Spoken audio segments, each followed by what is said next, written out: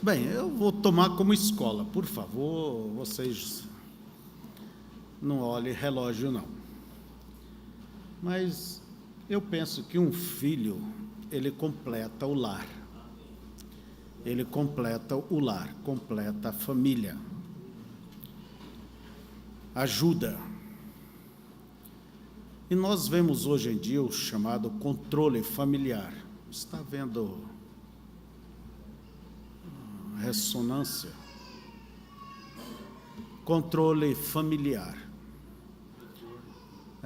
E eu entendo que há mães, há pais, casam, tem aí 3, 4 anos e não têm filhos.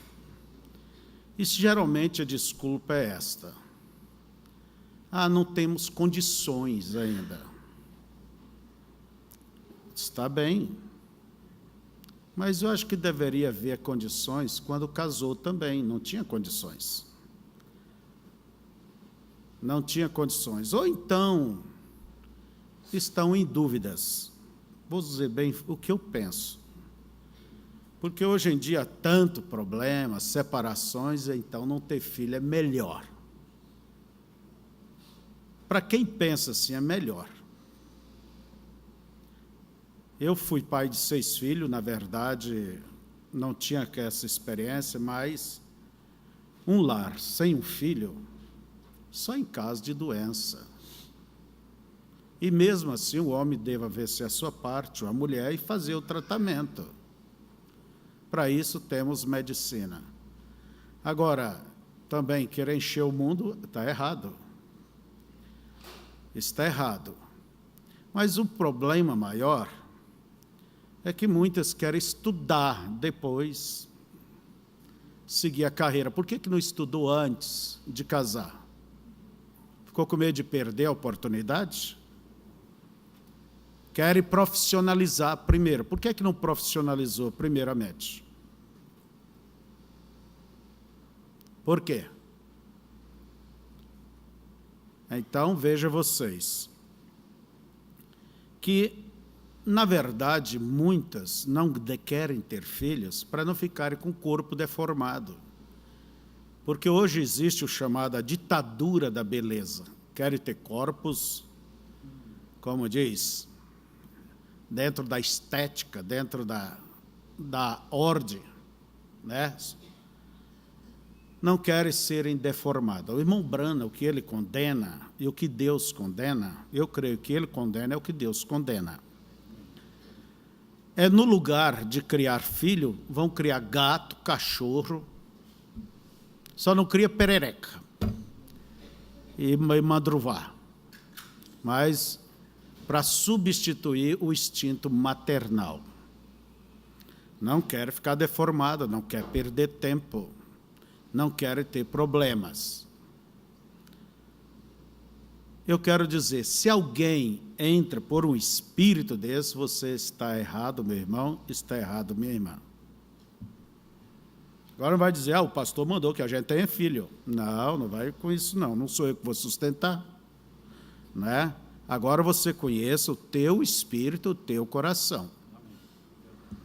O teu coração. Está bem, dá um tempo, mas todo o tempo. E eu não sei o que fazem para se controlar bem. Será que estão fazendo de uma maneira bíblica? O controle é de uma maneira correta ou é a maneira mundana, errada?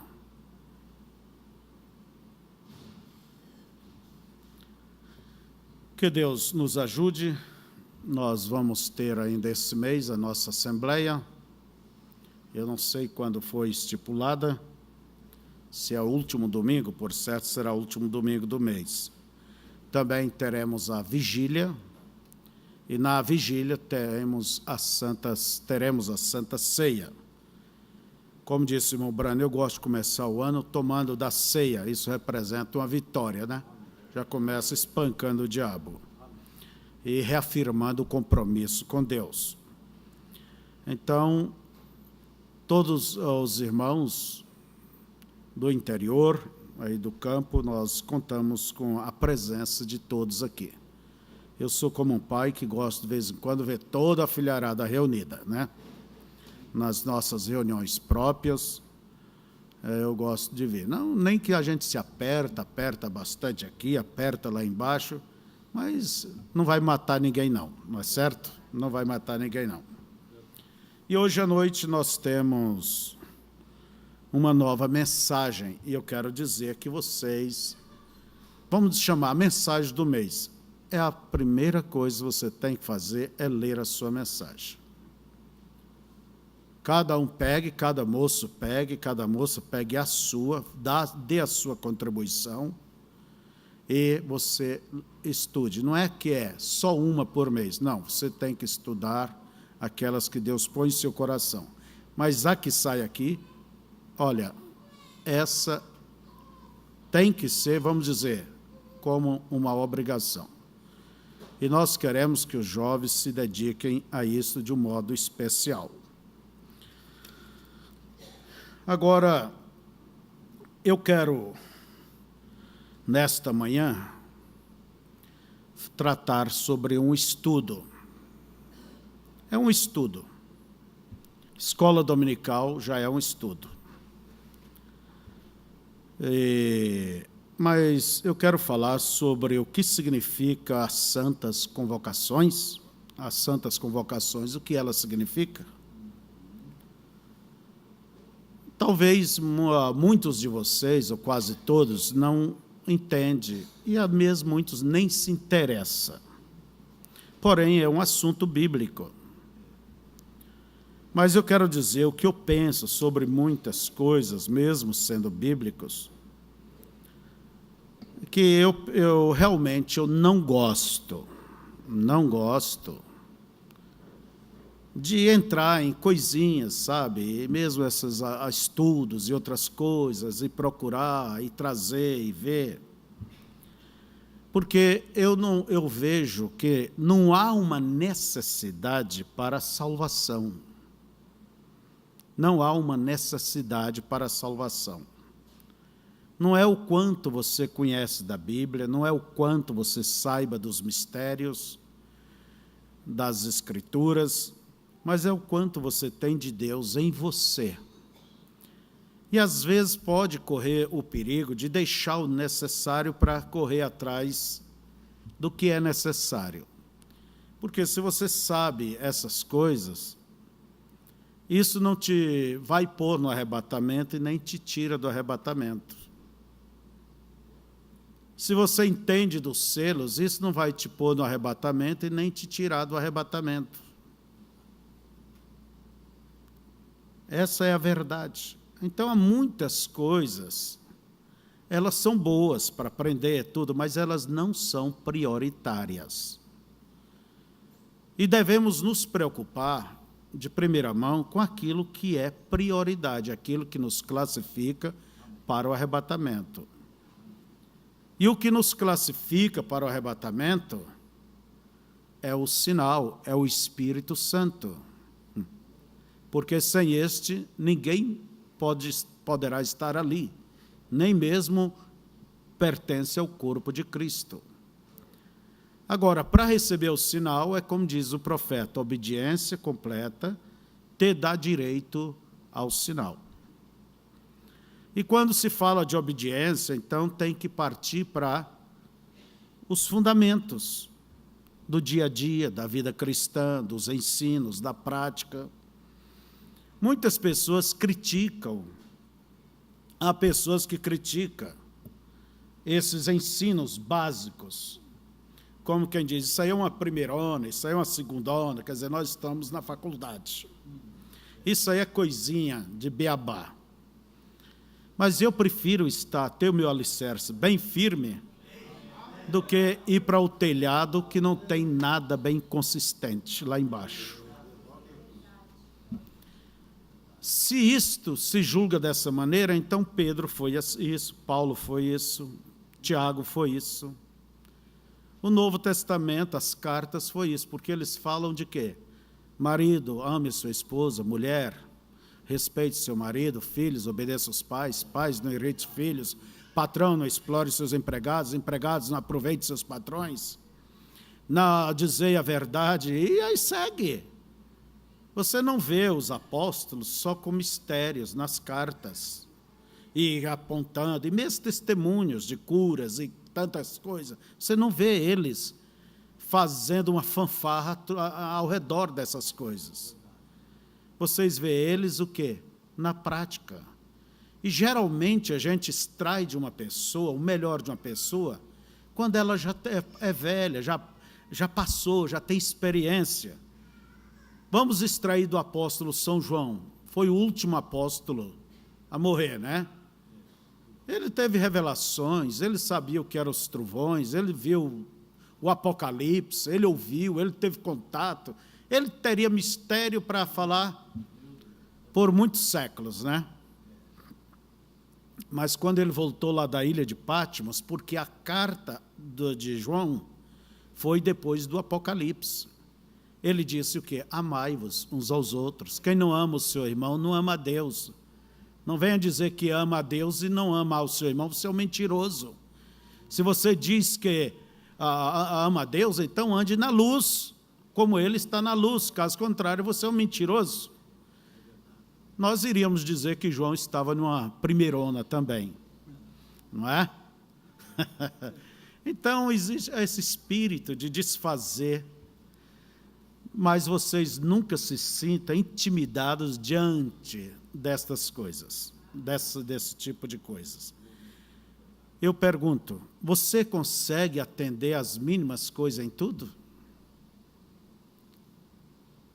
É uma luta que cada um de nós enfrentamos. Precisamos ser corrigidos, precisamos ser consolados, precisamos ser animados. E não devemos encher só o nosso cérebro, até de conhecimentos certos, e deixar a alma vazia.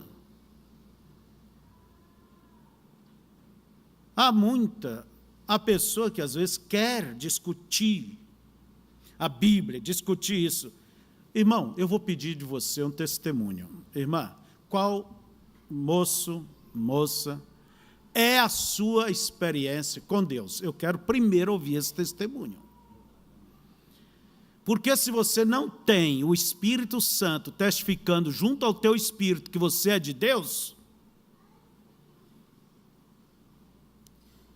não adianta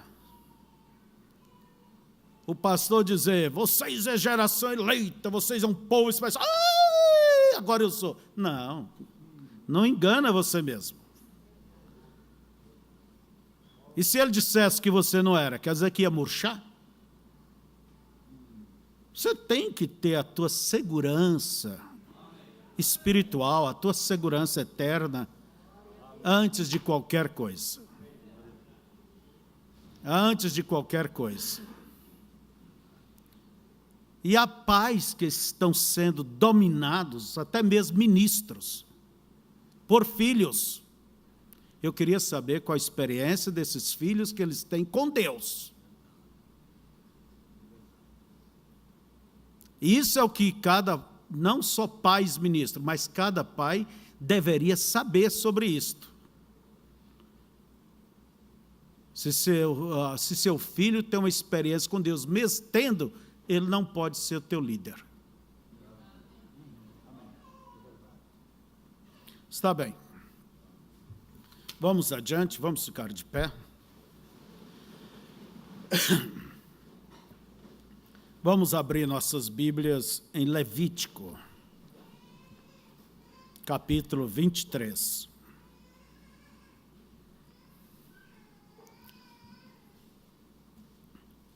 Eu tenho estudado estas coisas, como diz, de uma maneira exaustivamente. Quando eu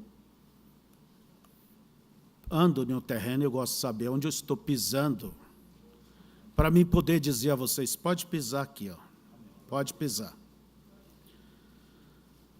E procuro olhar pelas Escrituras e pelas mensagens, mas mesmo assim não digo que eu tenho um ponto final. Não, eu sempre estou aberto para aquilo que Deus tem mais a dar. Eu ponho uma vírgula. Nós queremos falar nesta manhã sobre o que significa as santas convocações. Vamos tomar só como leitura Levítico 23, o parágrafo 37 e 38. Estas são as solenidades do Senhor, que apregoareis para as santas convocações, para oferecer ao Senhor oferta queimada, holocausto e oferta de manjares, sacrifício e libações, cada qual em seu dia próprio. Além dos sábados do Senhor, e além dos vossos dons, e além de todos os vossos votos, e além de todas as vossas ofertas voluntárias que dareis ao Senhor. Preciosíssimo Pai e eterno Deus, pedimos que o Senhor administre esta escola, estes ensina aos teus filhos, e que tudo possa contribuir, não só para o crescimento intelectual das coisas do Senhor, mas para a nossa edificação espiritual, ó Deus, e assim conhecermos melhor o nosso Deus e a sua palavra. Abençoa, dá o entendimento a cada um e dá-me graça para saber como expressar, ó Deus, de maneira clara e simples, aos teus filhos, em nome de Jesus. Amém. Podeis assentar. Há poucos dias nós estivemos aqui dando uma palestra sobre as 7 festas do Senhor. Seria bom que você procurasse compreender sobre estas festas, porque elas não são acontecimentos, entende? Vamos dizer, casuais, não. As festas do Senhor, na verdade, é um verdadeiro cronograma de tudo que haveria de acontecer no futuro. É um verdadeiro calendário. E quando você vê cada coisa caindo no seu dia, no seu lugar, no tempo certo, isso simplesmente lhe ajuda, lhe faz crescer a tua fé e ser mais agradecido a Deus. Porque não são acontecimentos ocasionais, não. São acontecimentos preparados por Deus. Então, todos os acontecimentos, mesmo os do futuro, tudo estão tipificados nestas festas, naquelas 7 festas do Senhor. E em cada festa nós vemos que havia um certo dia chamado de Santa Convocação. O que era esta Santa Convocação? Era um festival que os israelitas eram citados a comparecer naqueles dias especiais, e então eles não trabalhavam. Era um dia de feriado em memória. Por exemplo, nós temos o nosso 7 de setembro. O que é que nós recordamos no nosso 7 de setembro? A independência. O que recordamos no nosso 15 de novembro? A proclamação da República. Não é isto? O que recordamos na Páscoa? O sacrifício de Cristo. Assim, eles tinham essas suas reuniões solenes. Reuniões solenes. E isso era chamado as santas convocações.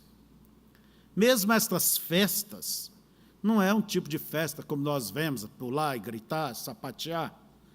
Não era um festival, eram reuniões sagradas, reuniões santas. E tudo isto era sombras, são tipos. E todas elas apontavam para algo espiritual que haveria de ocorrer. Algo eterno, quer dizer, algo novo, algo que Deus faria no prisma espiritual. Então, era o natural, a sombra, apontando para o lado espiritual. Muitas destas solenidades, santas convocações, elas aconteciam aos sábados, e outras aconteciam aos domingos. Aos domingos. O domingo é o primeiro dia da semana. Os judeus, o Israel, eles não tinham nome dos dias da semana como nós temos, segunda-feira, terça-feira, quarta-feira, quinta, sábado, e aí vai. Sexta, eles tinham o nome do sábado. E os demais dias eram conhecidos como o primeiro dia, o segundo dia, o terceiro dia, o quarto, o quinto, o sexto, sábado. Era assim que eles... Então, por isso que você vê na Bíblia, quando diz o oitavo dia. O oitavo dia, ele era o primeiro dia, porque você conta os dias da semana, 1, 2, 3, 4, 5, 6, 7. Quando você vai contar o oitavo, ele volta a ser o primeiro. Então, o que representava o oitavo dia? O oitavo sempre representa a eternidade. A eternidade. Algo que Deus está fazendo de âmbito eterno, de âmbito espiritual, profundo. Por exemplo, a Páscoa. A Páscoa. Jesus morreu, Jesus foi crucificado sexta-feira ao meio-dia, quando o sol, as coisas se escureceu. E ele morreu junto às 3 da tarde. Na Bíblia você vai encontrar a 9ª hora ele foi crucificado e morreu quase, aliás, na 6ª hora, e morreu quase na 9ª. Segundo os israelitas, o dia deles era dividido em dia e noite.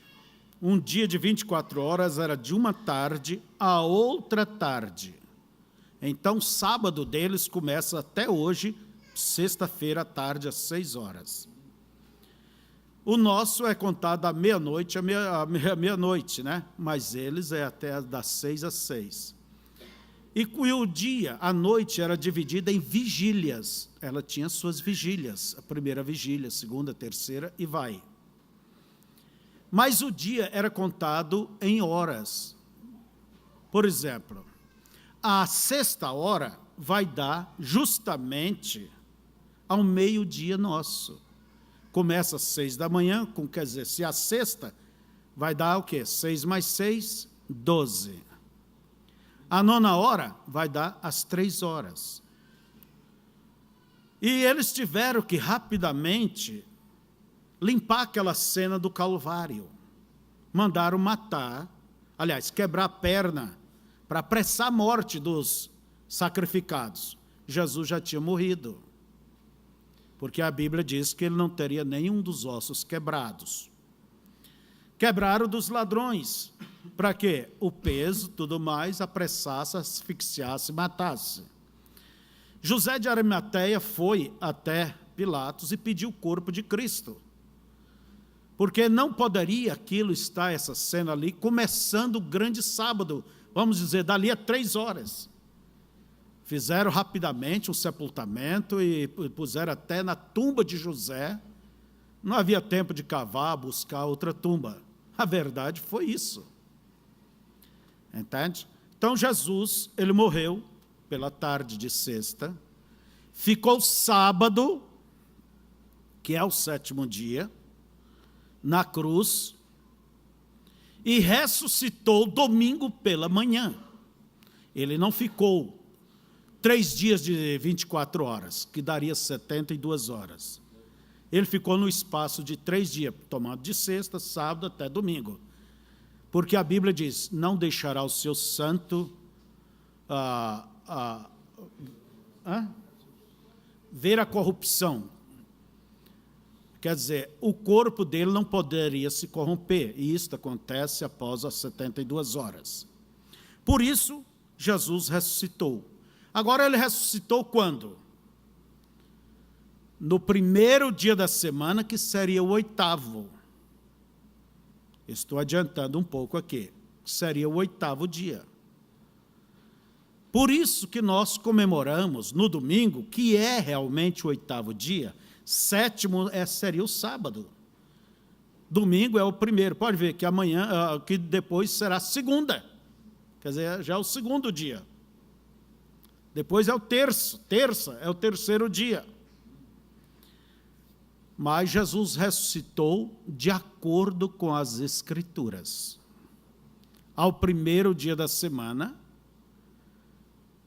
mostrando com isto o quê?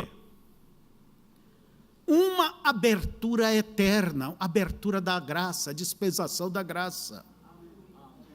Não foi no sábado, foi no domingo.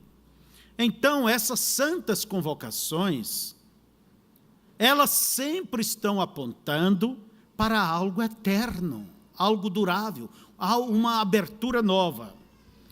Por exemplo, vamos retornar um pouco mais. Os sábados, vamos falar sobre os sábados. A palavra sábado quer dizer, até onde eu sei, quer dizer descanso. Foi dado ao povo israelita para que descansasse no 7º dia. Como nos diz a Bíblia, que é uma recordação da criação. Deus fez todas as coisas em quantos dias? E ele descansou no... E ele voltou outra vez ao trabalho? A criar? Não, ele trabalha dentro da sua criação, mas não que ele esteja criando mais. Então, sábado representa o quê? Um descanso eterno. Um descanso eterno. Nós vemos que o sábado foi dado para Israel como uma santa convocação. Levítico, capítulo 23, verso 3. 6 dias obra se fará, mas ao 7º dia será o sábado do descanso. Santa convocação. Nenhuma obra fareis. Sábado do Senhor é em todas as vossas habitações. Quer dizer, era um feriado nacional. Sábado. Agora, se estas santas convocações, elas são tipos, é como diz a Bíblia, o sábado é uma sombra, o sábado é um tipo. O que é que indicava o sábado? Então, o sábado apontava para um descanso eterno, como Deus entrou em seu descanso. Há pessoas que até hoje guardam dia e por dia. Isso é uma sombra. Se hoje estamos no real, por que guardar uma sombra? Você tem uma sombra, o que é a sombra? É a projeção de uma luz em cima de um objeto físico. Vamos dizer, ali está a sombra da minha mão, lá atrás. Mas à medida que esta sombra ela se aproxima da mão, ou a mão aproxima dela, a mão absorve a sombra. Que necessidade tem de guardar mais a sombra? Qual a necessidade? Por isso Paulo diz que os sábados, luas novas, as festas, tudo são sombras, são tipos. E o que faz um tipo? Um tipo ele lhe dá quer dizer, uma ideia. Não é que ele te dá um esclarecimento profundo. Se você não conhece um camelo e vê a sombra de um camelo, você sabe mais ou menos por causa do contorno da sombra. Mas esse contorno não vai mostrar detalhes, o pelo, não vai mostrar a cor, entende? Não vai mostrar o nariz. Então, mas Por isso que o irmão Branham, ele diz, eu sou um tipologista. E o que faz a mensagem ser tão profunda é porque ela nos leva para os tipos. E os tipos são como parábolas, são indicações. Então, veja, o sábado, estamos falando, o sábado apontava para um descanso eterno. Pode, Hebreus capítulo 4, pode anotar. Não vai atrás, não, caçar não, mas só anote. Por isso é bom que traga caneta e lápis, aliás, e papel. Capítulo 4, verso 8, para vocês verem. Se Josué lhes houvera dado repouso, a terra era um tipo do repouso, né? Não falaria depois disso de outro dia. Portanto, resta ainda um repouso para o povo de Deus, porque aquele que entrou no seu repouso, Hebreus 4, a partir do verso 8. Porque aquele que entrou no seu repouso, ele próprio repousou das suas obras como Deus das suas. Procuremos, pois, entrar naquele repouso, quer dizer, naquele sábado, né? Para que ninguém caia no mesmo exemplo de desobediência. Quer dizer, se o sábado fosse repouso, Deus não teria dito. Então, Josué teria colocado Israel em um repouso na terra, mas a terra era o tipo do Espírito Santo. E o que diz a Bíblia? Resta um repouso para o povo de Deus. E em Isaías capítulo 28, vocês poderão anotar, Isaías 28, estamos falando o que significa o sábado. O que ele aponta. Nós não criticamos o sábado como a sombra, respeitamos, mas não temos que obedecer, guardar o sábado por sábado, pois se cumpriu em Cristo. Jesus disse, aqui está quem é maior do que o sábado. O sábado apontava para ele. E a Escritura nos diz o seguinte, Isaías 28, porque todas as suas mesas estão cheias de vômitos, a partir do verso 8, e de imundícia. Não há nenhum lugar limpo, quer dizer, tudo cheio de interpretações. A quem, pois, se ensinaria a ciência, a quem se daria a entender o que se ouviu ao desmamado e ao arrancado dos seios? Porque é mandamento sobre mandamento, mandamento sobre mandamento, regra sobre regra, regra sobre regra, um pouco aqui, um pouco ali, pelo que por lábios estranhos e por outra língua falará este povo, ao qual disse, este é o descanso. Então, veja, os judeus prefeririam estar em suas tradições, suas lavações de panela, suas regras e mais regras. É como hoje. As pessoas preferem estar nas regras de suas igrejas, suas tradições, tudo, e não aceitam o verdadeiro sábado. A pessoa de Cristo em sua vida. O qual disse, este é o descanso, dai descanso ao cansado, e este é o refrigério. Mas não quiseram ouvir. Eles aceitaram a Cristo, que era o sábado. Então, sábado apontava para Cristo, que é um descanso eterno. Que foi que ele disse em Mateus 11, 28 e 30. Vinde a mim todos que estáis cansados e oprimidos, e eu. Jesus é esse descanso. Não é um dia que vai dar descanso espiritual, mas entra em Cristo, você terá descanso espiritual. Mesmo que na vida você tenha aflição, mas na tua alma você tem segurança, você tem paz e você tem vida. Então o sábado se cumpriu em Cristo. E quem está em Cristo, nova criatura, as coisas velhas e tudo se fez. Não há condenação para quem está. Aleluias! Então, os sábados antigos, ele tinha essa santa, ele era uma santa convocação, que aponta para quê? Para algo eterno. Vocês estão entendendo? Aponta para a eternidade, para Cristo, um novo modelo, um novo estilo. É a graça.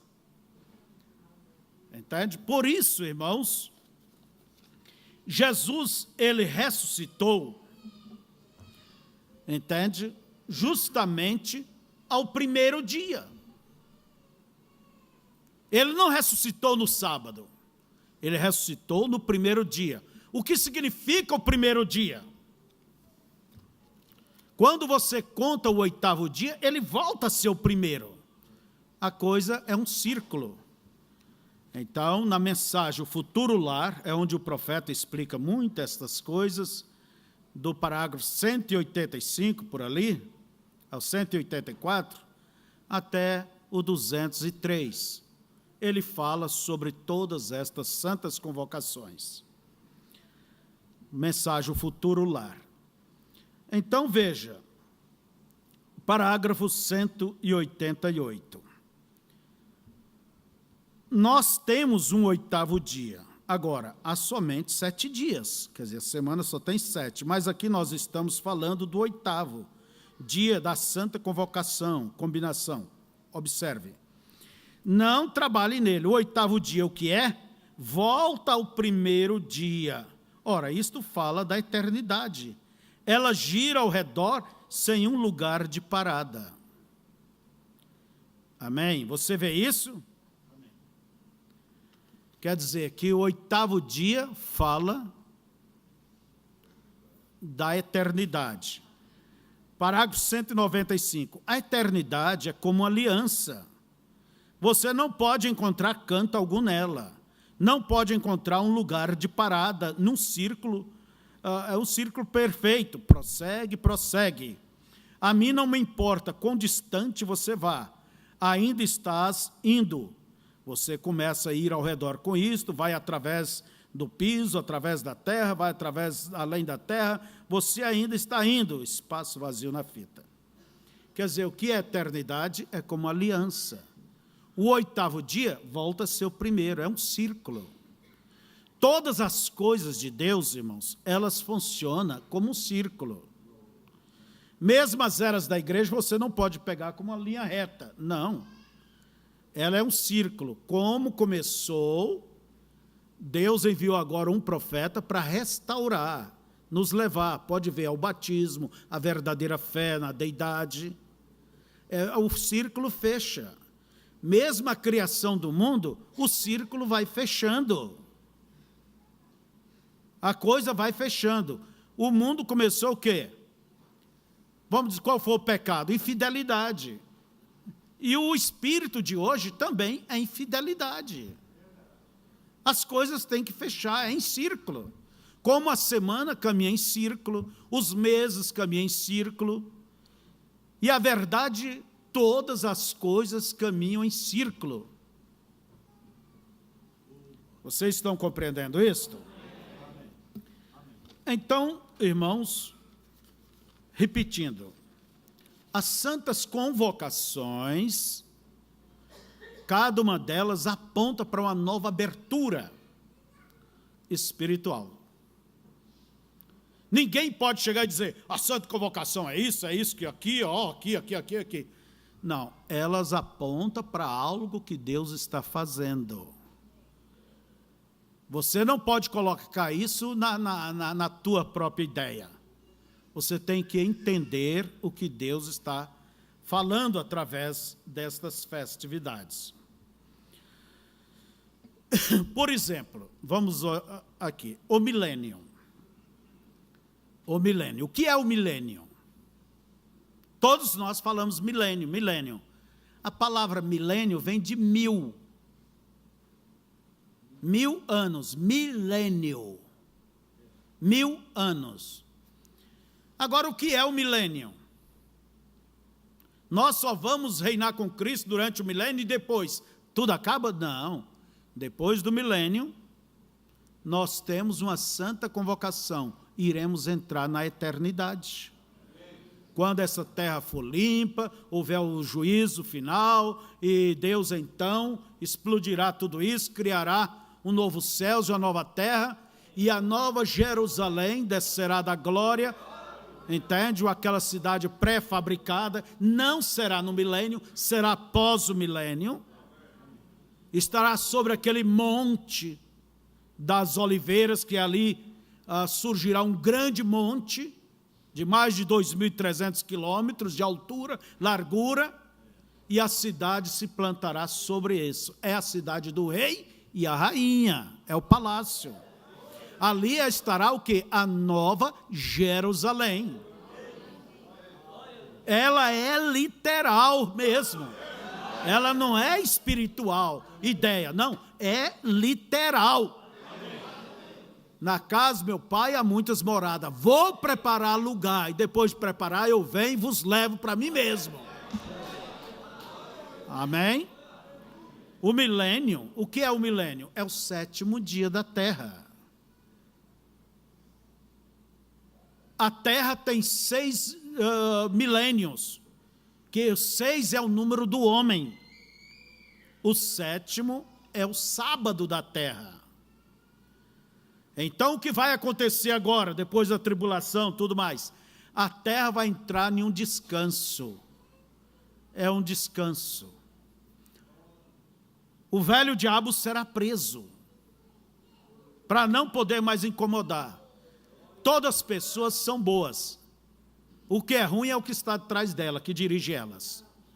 Tira essa coisa que influencia atrás, todas as pessoas são boas. Por isso que o milênio será bom. A terra será renovada para o seu descanso. Em Israel, eles plantavam durante 6 anos a terra. No 7º ano, tinha que deixar a terra descansar. Desce o que desce ali, era aquilo. Por isso que Deus enviava uma bênção maior. O milênio é o 7º dia semanal da terra. E lembre-se bem, e no milênio é onde irá se comemorar as festas dos tabernáculos, ou chamada festa das cabanas. Israel, durante 7 dias, saía de dentro dos seus lares, fazia ali no pátio ou aonde fosse, com folhas de palmeira, de árvores frondosas, fazia, vamos dizer, uma tenda provisória, mostrando que eles foram peregrinos, não tinham habitação segura, da mesma maneira como nós, os cristãos, os gentios. Por isso a festa dos tabernáculos, o milênio, é uma comemoração da noiva e de Israel. Ali estarão 144 mil. Então veja, nós estaremos neste período aqui, o milênio, reinaremos com Cristo durante 1000 anos. Então nós somos estrangeiros, somos peregrinos, não estamos de morada permanente, pelo contrário, estamos viajando, né? Então eu quero voltar rapidamente para a Páscoa. Vamos começar aqui o primeiro dia festivo. Como eu vos falei, Jesus foi crucificado às 12 horas e morreu próximo às 15 horas. E ressuscitou domingo pela manhã.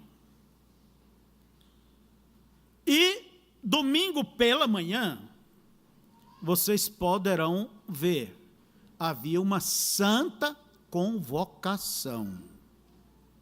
Quer dizer, uma abertura nova. Então, no domingo também, no mesmo domingo, que coincidiu com que, depois essa santa convocação, era um dia de feriado, entende? Ali começou também, ali tinha a festa das primícias. O que é as primícias? A festa das primícias é aquele primeiro grão que amadurece, vocês sabem. Como é que nós chamamos? Aqui no sul? Temporão. Então, a pessoa pegava aqueles primeiros grãos, fazia um molho e levava para o sacerdote mover. Chamava o mover do molho. Era a festa das primícias, no primeiro dia. E também começava a festa dos pães asmos, que era 7 dias. Olha bem, quando Jesus ele ressuscitou, ele é a primícia de entre os que dormem. É a semente real. E ele teria que se levantar para poder mover sobre as demais sementes, sobre o seu povo. Entende? Esse mover do molho não aponta só a ressurreição, Jesus como a primícia, mas no dia do Pentecoste foi movido sobre a igreja. Não é isso? Ele sempre tem sido movido, este molho. O Espírito Santo sempre vem sobre a igreja. Eu quero dizer, nos dias de Lutero, ele foi movido, porque houve uma mensagem. Nos dias de Wesley, nos dias dos pentecostais. E há uma promessa dentro da Bíblia, que este molho seria movido nos últimos dias, através de um ministério de maravilhas e prodígios. E cumpriu em quem esse ministério? Foi o William Branham fazendo? Não, foi Deus fazendo. Entende? Seria movido. E Deus moveu nenhum ministério. Então, veja, porque se ele não ressuscitasse, nada disso poderia acontecer. E lembre-se disto, ele moveria na voz de arcanjo, ele moveria no alarido, e na trombeta de Deus. Vou embora. São moveres, são ações de Deus. Mas se aquela semente, a primícia, não entrasse em cena, aonde estaria a nossa esperança? Então vejamos, irmãos, que no 8º dia, depois vocês leiam Levítico, capítulo 23, leia Êxodo, capítulo 12, tem em Números e Deuteronômio também. Deuteronômio, Números, 30, 29, por aí. Entende? A festa dos pães asmos são 7 dias. O que era esses 7 dias? Olha bem, começava com esta santa convocação. E terminava também com uma santa convocação.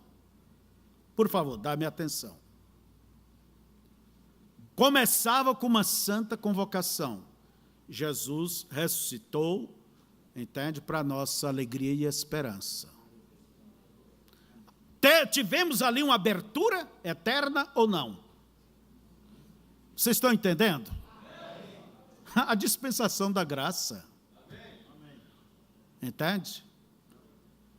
E as 7 semanas, que representam 7 eras, o povo tinha que comer o pão sem levedura. E, na verdade, as 7 eras da igreja têm comido pão sem levedura. Você pode dizer, mas pastor, os nossos irmãos, eles antigamente tinha muita coisa errada, nos dias de Lutero, os pentecostais, mas a revelação que tocou para eles, aquela porção era sem levedura. Vocês entendem? Então, no final do 7º dia, olha bem, tinha outra santa convocação. No final do 7º dia, quer dizer, no final da 7ª era da igreja, nós temos uma santa convocação. Pastor, que convocação é esta? É o rapto. será mudado até os nossos corpos e entraremos em uma nova dimensão. Esta é a nossa santa convocação. Quem fala isso não sou eu, é o nosso profeta. Deixa eu me ver aqui.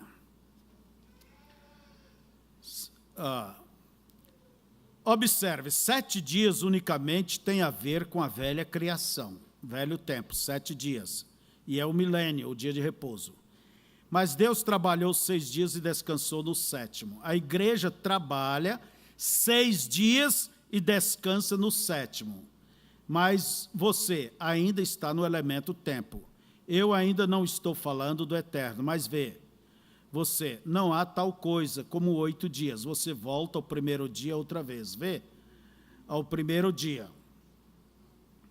E o profeta segue falando do sábado.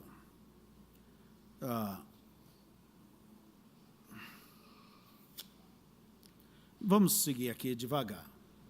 Então, ao 7º dia, tinha uma santa convocação. Eu vou repetir.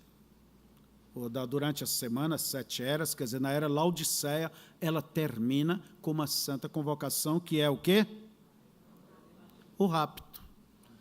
Abre uma nova etapa? Abre, né? Vamos aqui. Logo mais, vocês poderão ver aí, está o mapa, pode pôr o mapa ali, o sábado.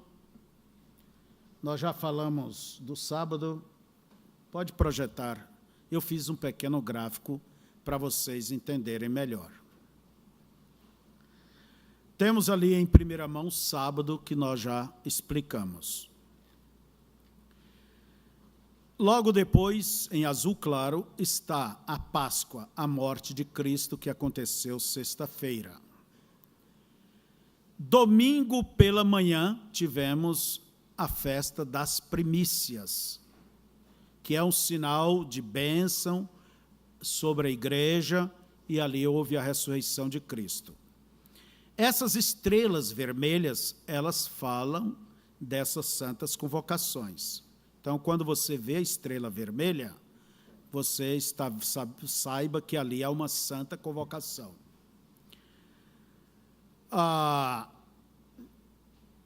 Então, nós tínhamos 7 dias, que é a festa dos pães asmos, que representa ali as 7 eras da igreja. Nós tivemos, e ela termina com outra santa convocação, né? O primeiro dia foi o que coincidiu com o das primícias, e termina com outra santa convocação, que é o rapto da igreja. Aí, em cor branca, nós temos a festa do Pentecoste, que era justamente o primeiro dia após as 7 semanas, depois da Páscoa. Então, 7 semanas dá quantos dias? Olha para mim agora, dá quantos dias? Em 49 dias, temos quantos sábados? 7. Todas as coisas a partir da Páscoa, começa a partir da Páscoa. Toda a contagem, tudo se baseia ali. 7 semanas, quer dizer, o 49º dia era sábado, mas ao primeiro dia, depois do sábado, é o domingo, não é? Foi o Pentecoste. Vocês sabem que Jesus ressuscitou, ficou 40 dias aqui, com mais 10 dias os apóstolos estavam ali no templo, e no 10º dia veio o quê? Diga, igreja. O Espírito Santo.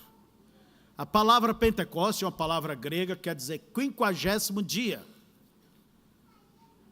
Então, tem o Espírito Santo veio sobre a igreja. Vocês percebem como que é um cronograma exato, perfeito? Jesus foi morto quando os judeus estavam matando os seus cordeiros. Jesus foi examinado quando os judeus levavam antes o seu cordeiro para o sacerdote examinar. Então vejamos, irmãos, que Jesus ressuscitou para trazer o quê? A vida e a esperança para nós. E no dia do Pentecoste, ali veio para habitar na sua igreja. E me diga, durante esses quase 2000 anos, do Pentecoste até hoje, ele deixou a sua igreja alguma vez? Ele disse: eis que eu estou convosco todos os dias, até a consumação dos séculos. Então, isso é chamado a grande festa pentecostal. Desde o dia do Pentecoste até hoje, as eras da igreja é chamada a grande festa pentecostal. Não vai confundir com a era pentecostal passada. É todo o diagrama das eras da igreja é chamada a grande festa pentecostal, que são 7 dias dos pães asmos. E, olha bem, no final desta grande era pentecostal, a dispensação do Espírito Santo na igreja, ela vai terminar com o quê? O que é que está escrito lá? O rapto da noiva. O rapto da noiva termina. Então veja, esta é a nossa jornada com Cristo. É até o rapto. Aqui. Depois, nós temos... vocês observam que no 50º dia tinha esta santa convocação. O dia que o Espírito Santo desceu, houve uma abertura espiritual. Deus na sua igreja, dirigindo, comandando. Eu volto a repetir, todas as santas convocações apresentam algo novo. Agora nós temos a quinta festa, a festa das trombetas. Olha bem, trombetas, plural. Hoje nós temos a trombeta, um profeta, mas ali são trombetas, 2, que é Moisés e Elias. Eles entrarão em cena quando a igreja for arrebatada e eles virão para Israel. Vocês estão sendo bons alunos. Eles virão para Israel. Isso no período da tribulação, e eles produzirão essa grande tribulação, lançará praga por esse mundo. O que é que eles farão? Eles estarão anunciando a Israel, tocando a trombeta, anunciando Cristo. Por isso é chamada festa das trombetas. O profeta pregou sobre esta festa. Para quê eles estão anunciando Cristo? Para que Israel reconheça, aceite o quê? A sua expiação. Temos ali a festa da expiação. Agora que vocês me deem a vossa atenção e vejam, expiação é Cristo, gente. Expiação é Jesus. E quando se fala em Jesus e expiação, se fala em sangue. Porque não há expiação sem sangue. Não há remissão de pecados sem sangue. Nós temos aceitado já a nossa expiação, que é Jesus Cristo. Agora eu pergunto, os santos do passado, eles aceitaram a sua expiação, que é Jesus, ou não? Se não aceitaram, estão perdidos. Não há ninguém que esteja em Cristo que não passe pelo Calvário. Eu não posso dizer que a expiação é só para nós. Não. A expiação é para todos que aceitam o sacrifício e os seus pecados são expiados. Amém? Amém? Então, vejamos aí. A expiação para Israel é quando eles vão receber a Cristo. Que feridas são essas nas tuas mãos? São as feridas com que eu fui ferido na casa dos meus amigos. E então eles irão chorar amargamente. É o dia que Israel se converterá a Deus. É o dia que eles reconhecerem a sua expiação. Mas Deus lhes cegou para que viesse a oportunidade para nós, os gentios. Eu gosto disso, irmãos. Eu gosto disso. Olha bem, a festa das trombetas e expiação, a festa de expiação, não tem nada a ver conosco. Isso será no período da tribulação, a igreja já foi embora. E isso aqui será para Israel. Vocês estão vendo? Agora vocês observam que há uma estrela aí na festa das trombetas. Porque é uma mensagem, uma abertura, uma oportunidade de Deus, a graça de Deus, vindo para Israel através de 2 mensageiros. Por isso que havia uma santa convocação. No primeiro dia, para nós seria de outubro, porque estas festas das trombetas eram 7 meses, não 7 semanas. 7 meses depois da Páscoa. O irmão Branham, ele confundiu isso, mas ele corrigiu na Pergunta e Resposta, volume 1, parágrafo 205. Ele disse, eu confundi. Então, veja, que havia uma santa convocação.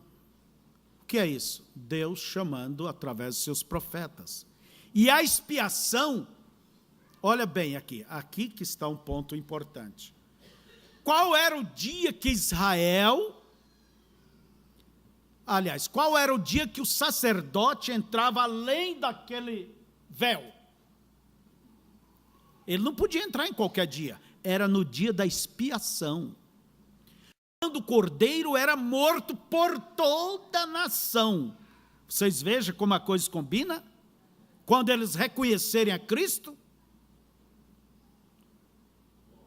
toda a nação, o cordeiro era morto. Naquele dia o sacerdote entrava com o sangue na vasilha e por 7 vezes jogava sobre o propiciatório. Quer dizer que o sangue está sobre o altar, falando por cada crente? Sim, irá falar ainda por Israel. Porque Israel tem que aceitar a sua expiação, seu sacrifício. Senão, irmãos, furou todo o plano de Deus, tudo virou bagunça. Essas 2 festas, as das trombetas e expiação, elas antecedem a grande festa dos tabernáculos. São as 3 grandes datas que Israel se reunia. Era para a Páscoa, e junto à Páscoa estava ligada 2 festas secundárias, das primícias e das semanas. Depois temos a festa do Pentecoste, que era sozinha, e depois a festa dos tabernáculos, que estava essas 2 festas vinculadas a ela, no mesmo mês, começando no primeiro dia do mês. E o 10º dia era onde acontecia o grande dia, o maior dia para Israel. Era o dia da expiação. Era o dia da expiação, quando o sacerdote chegava diante de Deus com sangue que falava por toda a nação. Mas na festa dos tabernáculos, ela representa o quê? Era 7 dias de festas. Elas representam o grande milênio, que é o 7º dia é o sábado da terra, o descanso da terra. O milênio é o descanso da terra. Então nós vemos que começa, a festa dos tabernáculos começava no primeiro dia. Aliás, a Santa Convocação, havia duas convocações. Uma no primeiro dia, dá-me vossa atenção, que é a entrada do milênio. É uma nova abertura ou não é? O milênio é ou não é? É algo novo. Por isso que havia uma convocação. E depois do milênio, no 8º dia, havia outra convocação. Depois do milênio temos o quê? Temos o juízo final, temos as recompensas, temos a batalha de Gog e Magog, entende? Deus explodirá essa terra, a face dela irá passar, o mar não existirá, Deus fará um novo céu, a nova terra, e aí é onde entramos no 8º dia, o chamado a Santa Convocação. O que é esta Santa Convocação depois da festa pentecostal dos tabernáculos, depois do milênio? É a eternidade, que é como aliança, volta, abre-se uma nova dispensação, um novo círculo. Ali estará a Nova Jerusalém, estaremos nela, vivendo nela, vivendo com o Rei. O nosso próprio Deus, na pessoa de Jesus, seu Filho, estará ali, o tabernáculo de Deus, e aquela coluna de fogo sobre o topo da montanha, é o que a Bíblia nos mostra. Agora, lá não haverá mais dor, não haverá mais tristeza, não haverá mais velhice, nossas vistas não vai se cansar, para a gente precisar de óculos. Lá do outro lado não haverá um cemitério com flores murchas, não haverá violência. O leão vai comer ao lado do cordeiro, e não vai comer o cordeiro. As folhas não ficarão mais amarelas, morrerão. Tudo é vida, irmãos. E a vida é o que mata a morte. A morte vai morrer quando não houver mais morte, mas só vida. Entende? Lá não haverá cadeia, não haverá hospital, não haverá preocupações. É a restauração, é o grande plano de Deus que terá continuidade. Porque vocês não pensam que Deus é o perdedor, é o Éden retornando. Só que o Éden retornará com um povo vencedor, entende? Consciente da sua vitória. Então eu anotei aqui várias coisas sobre a Santa Convocação, essas convocações,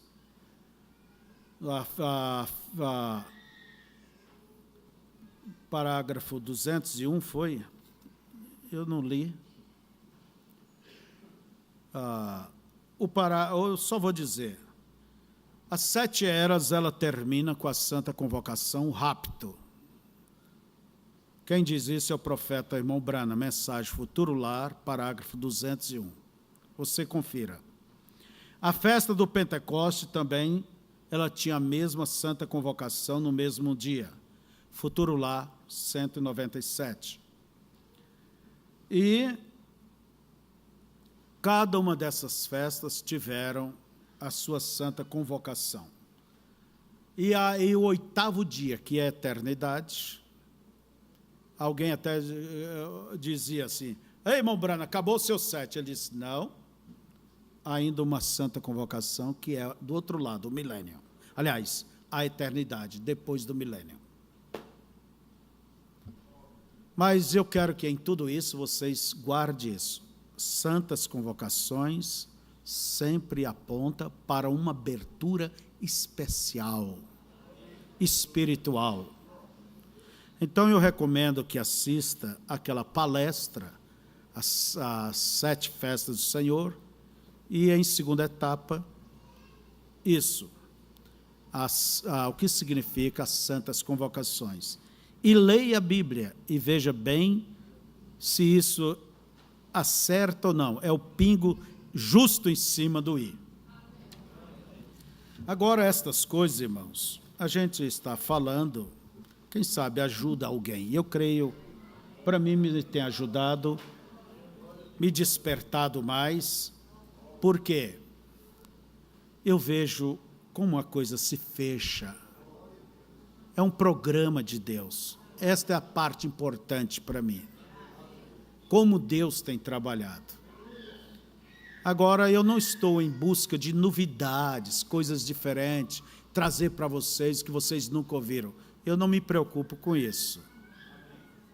Mas o que eu me preocupo é se você tem a sua mecânica em ordem. Porque a dinâmica não vai funcionar se não tiver a mecânica em ordem. Mas mesmo tendo a mecânica em ordem, tem que esperar a hora da dinâmica vir. Porque a dinâmica não funciona sem a mecânica e nem a mecânica sem a dinâmica. Não é certo? Então, eu não sou uma pessoa que vou estudar e querer mostrar para vocês. Entende, irmãos? Não quero me vangloriar, mas eu não tenho estas preocupações de querer. Não faço isso. Eu quero viver da maneira e crer da maneira mais simples. Eu vejo que o nosso povo, a nossa gente, pelo país inteiro, pelo mundo inteiro, é uma gente simples. São pessoas simples. Vamos lembrar da nossa irmã Elvira. Será que ela iria entender bem sobre essas coisas? Hein? O nosso irmão Alcides. E quantos mais? A irmã Aurora. E quantos aqui? Nós simplesmente falamos para um povo simples. Eu não estou preocupado com intelectuais dentro da mensagem. E essa geraçãozinha nova, eles são muito intelectuais e menos espirituais. Menos espiritual. É o que diz a Bíblia. Não sou eu. Então tem muita conversa e pouco fruto. Tem muita folha e pouco fruto. Fiquemos de pé. Não digo isso para machucar ninguém, mas são realidades. Queridíssimo Pai, nós queremos lhe agradecer pelo Senhor ter nos enviado um profeta e que nos abriu a mensagem. Essa mensagem nos mostra quão perfeita é a Tua palavra, como que as coisas caem no seu devido lugar, no seu devido tempo. Nós só podemos dizer muito obrigado, Senhor, e também podemos dizer não merecemos, mas é que o Senhor é maravilhoso para conosco. Não somos dignos, mas o Senhor tem nos abrido estas verdades. Ó Deus, permita que a cada dia nossos corações estejam mais enamorados do Senhor Jesus Cristo, mais apaixonados. Em nome de Jesus, guarda todo o teu povo, nossas crianças, nossos jovens, homens e mulheres, seja com todos. É a minha oração em nome de Jesus. Amém. Bom dia a todos.